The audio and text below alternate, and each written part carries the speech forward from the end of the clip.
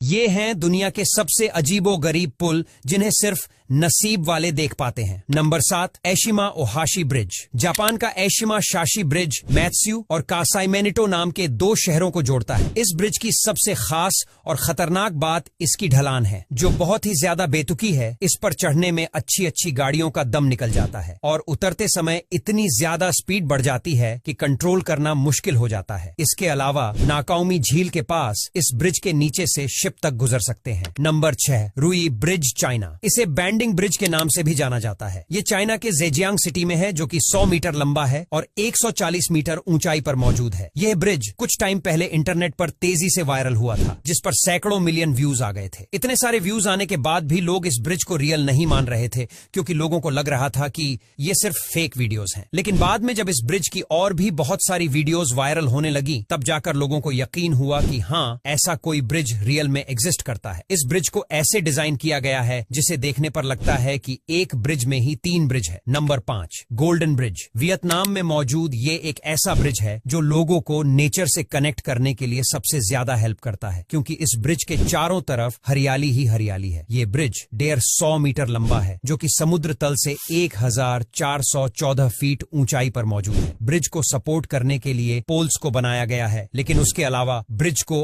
और भी ज्यादा सपोर्ट करने के लिए 2 बड़े हाथों को भी बनाया गया है, और इन हाथों के डिजाइन को देखकर लोग इस ब्रिज की तरफ और भी ज्यादा अट्रैक्ट होते चले आते हैं। ये गोल्डन ब्रिज भी सबसे पहले इंटरनेट पर ही वायरल हुआ था। Number 4, helix bridge. यह ब्रिज सिंगापुर में है, जिसकी लंबाई 281 मीटर है, जिसे 24 अप्रैल 2010 में लोगों के लिए ओपन कर दिया गया। यह एक घुमावदार ब्रिज है जिसमें 4 डेक को भी बनाया गया है। लोगों को अपनी ओर अट्रैक्ट करने के लिए इस अमेजिंग ब्रिज को बनाया गया, जो कि मारियाना ब्रिज सेंट्स बिल्डिंग की तरफ जाता है। इस ब्रिज में परफेक्ट LED लाइटिंग का यूज किया गया है। शाम के समय इस ब्रिज पर डेली लाइट शो भी होता है। इस ब्रिज को तो देखने लोग आते ही हैं, साथ ही इस ब्रिज का लाइट शो भी देखने बहुत सारे लोग आते हैं। Number 3, millennium bridge Newcastle. ये ब्रिज इंग्लैंड में है, जिसे टाइम नदी के ऊपर बनाया गया है। ये ब्रिज भी पैदल चलने वाले लोगों के लिए और साइकिल से चलने वाले लोगों के लिए है। ये एक ऐसा ब्रिज है जिसे उठाया भी जा सकता है, या फिर तो ऐसा भी कह सकते हैं कि इस ब्रिज के नीचे एक और रास्ता है, जिसे ओपन करने के लिए इस ब्रिज को ऊपर करना ही पड़ता है, क्योंकि इस ब्रिज के नीचे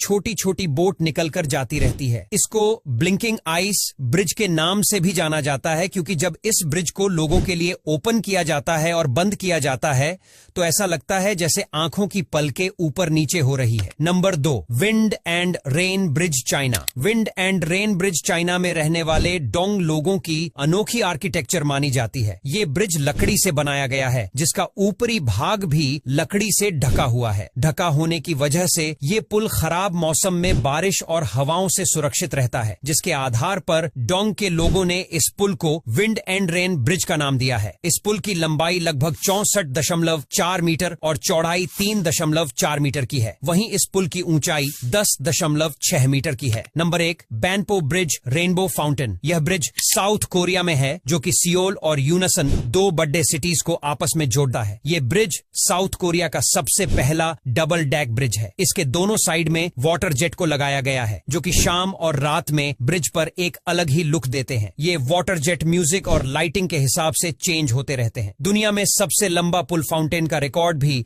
इसी ब्रिज के नाम है। इस ब्रिज के फाउंटेन शो को देखने